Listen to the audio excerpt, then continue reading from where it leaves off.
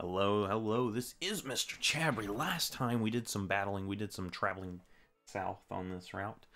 We're going to actually continue our trek south. So let's hop into the water. And Seeker, like I said, is going to get a lot of experience. Let's start by battling this person right here.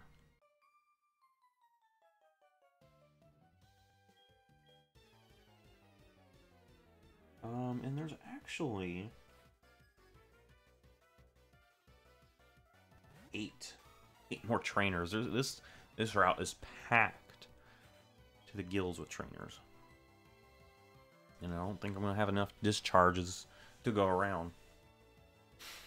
So I might have to do some more training of other Pokemon, maybe. Anyway, we're doing pretty good so far.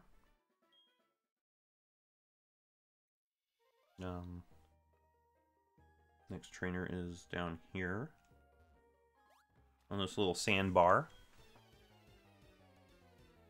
There's quite a few sandbars here. Most of these people don't have that many Pokemon, so it shouldn't take too long. And the ones that do have a few more Pokemon, they're all weak to electric.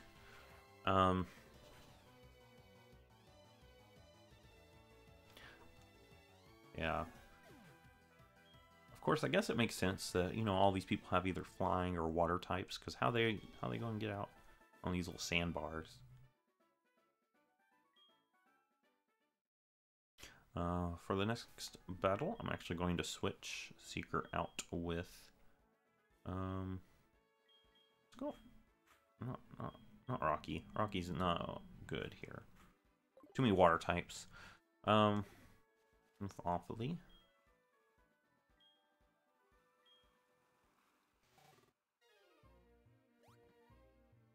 The next trainer's here doing this weird spinning routine. I swore he saw me. It looked like he had to have seen me, right? Just surprised there's so many trainers on this route, dude. He's got a Quagsire. Go ahead and Brick Break.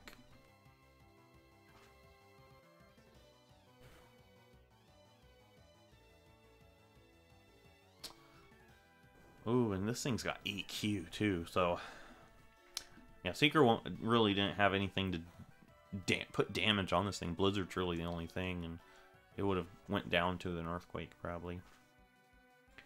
Yeah, this person has a Quagsire. We've seen quite a few of those. They're actually really solid Pokemon if you need a water type for your team. It's water and ground, which is a really good combination. Next up is Artillery. We're close combat this thing. Now, Artillery is a Pokemon that I've always wanted to use, but it's kind of, you know, a Pokemon that you don't get access to until later on in the game. And it is a very slow Pokemon, too, so not really the best Pokemon in terms of, like, team makeup and everything. Lantern's a way better Pokemon.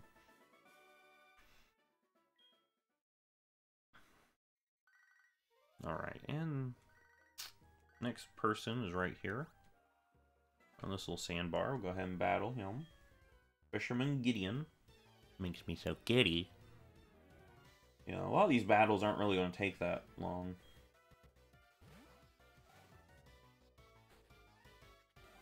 He starts off with a Lantern. He also has a Mantine, which is pretty cool. I'm going to go ahead and close combat Lantern.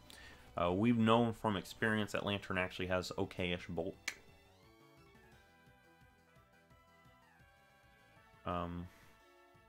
Yeah, it should do some good damage right there. That will be a one-shot.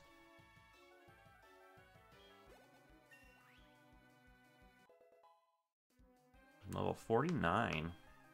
Wants to learn Feint. No. Feint's an interesting move. It's really low base power, but it goes past Protect, which makes it very situational. We'll just use a discharge with Lantern. Mantine is a water flying type, sort of like, you know, like Gyarados, but it's more of a bulky water flying type. This thing actually has good special defense. So even a discharge might not even be enough to take it out, just because of how bulky this thing is. It will be, though, because it's quad effective, and we've got 10 levels on it. But yeah, Mantine's actually really good, especially defensive-wise. Really is. Next up is that fish, the swimmer right there, hanging out by that rock. Someone's about to come up and wreck his day. Now he's going to lead off with a Goldduck. We've faced many of those before. He also has a Poliwhirl, which would make more sense if it was like a Poliwrath or a Politoad, but look at that Poliwhirl. And close combat, full out offensive on this duck. You gotta be careful bringing fighting types against Goldduck, because a lot of times they bring Psychic. It's not a Psychic type, but a lot of times it'll have a Psychic coverage. And for Poliwhirl, we'll just stand.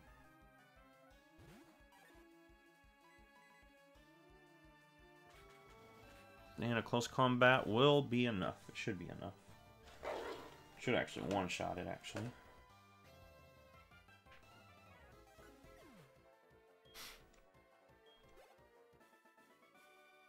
And swimmer Esteban has been defeated.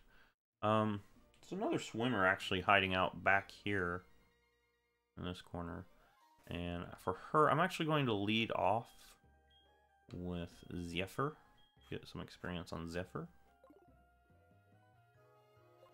All my Pokemon are working their way to level 50.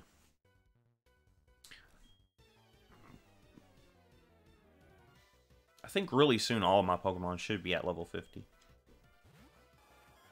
Anyway, he's going to... It's Duan, not Diane. Did I say Diane? Go ahead and Psychic. I still have U-Turn and Shadow Ball in this thing. I don't use them as often, though, because Psychic is so much better of a move for Zephyr.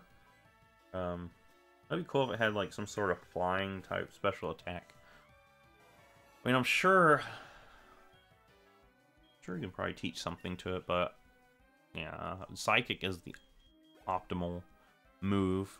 Kabutops, I'm actually going to switch and go back into Alpha Leaf for this one.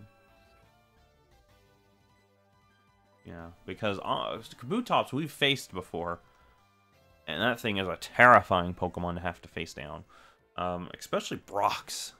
That thing almost defeated me single-handedly. It's going to Endure. That's cute. That's really cute, Kabutops.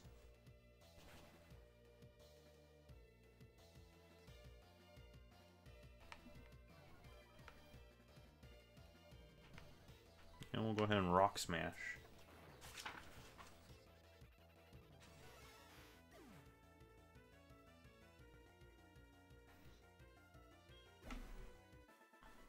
Alright, and Swimmer Duan has been defeated.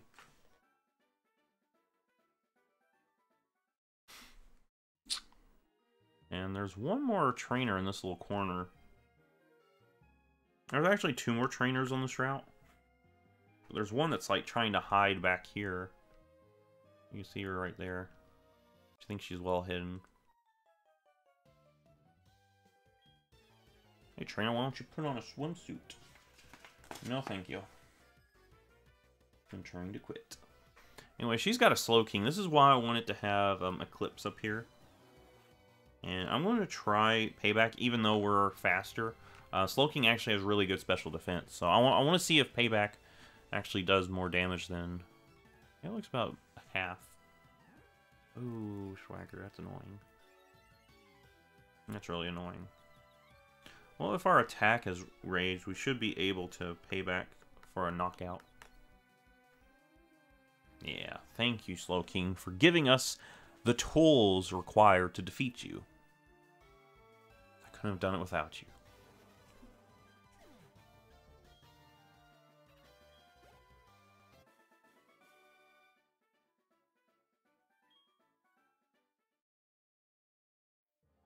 Alright, and with that, there's one more trainer right here.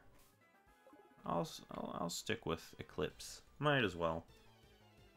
This person is a bird catcher, so going to have 4 Pokemon. He's got 2 Doduos, which could obviously be Dodrios, but then he has 2 other Dodrios, so yeah, basically he's he could have 4 Dodrios. Better yet, he could have 2 Dodrios and then 2 other Pokemon to balance out, you know, how many Pokemon are represented here. That would actually be pretty cool. Like, say he had a Swellow. That'd be cool if he had, like, 1 Swellow. Maybe even a Wingull, something from Gen 3. Gen 4, put in Starly. A Raptor. That would be cool. Alright, here comes Dodrio. Here it comes. I'm going to go ahead and use Payback for this one, because I think Dodrio might actually outspeed us. We actually outspeed Dodrio. Wow. We do have over 10 levels on it, though, so it's going to go for Pursuit instead of something useful. That just tells you that it doesn't have anything useful if it's going for Pursuit on my Dark type. Yeah, so we'll just Dark Pulse. And Eclipse is pretty much level 48, which is a big, big jump from where we were a few episodes ago.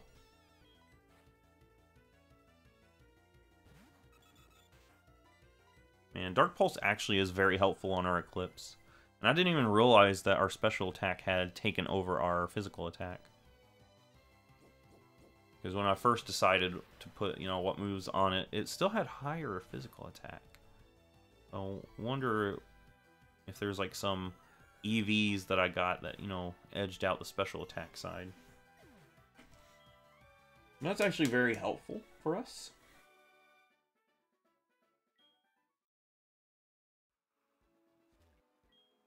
Hop back onto this.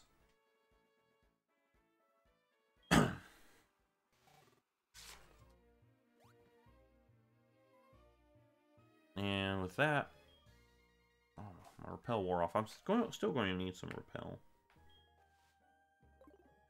But yeah, we are here at Cinnabar Island. If you remember from Gen 1, there was like a whole town on this island.